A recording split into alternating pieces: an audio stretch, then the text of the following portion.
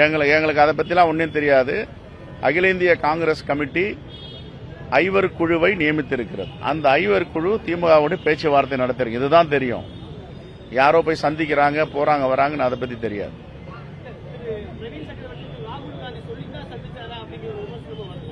எங்களுக்கு அது மாதிரி தகவல் இல்லை.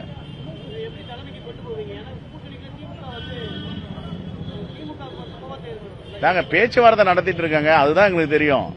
யாரோ போய் சந்திக்கிறாங்க, போறாங்க, எனக்கு இது வரைக்கும் எனக்கு தகவல் இல்லை. நாங்க யாரும் அது மாதிரி சார், நாங்க அது மாதிரி யாரும் அனுமதியும் கொடுக்கல, போய் பேசவும் சொல்லல. எனக்கு தெரியாது. நான் மாநில தலைவரா இருக்கேன். என்கிட்ட அகில இந்திய தலைமை போய் பேசுங்க, இவர் பேசுவாரெல்லாம் சொல்லல. ஐவர் குழு நியமிச்சிருக்காங்க, நாங்க பேசிட்டு இருக்கோம், அவ்வளவுதான்.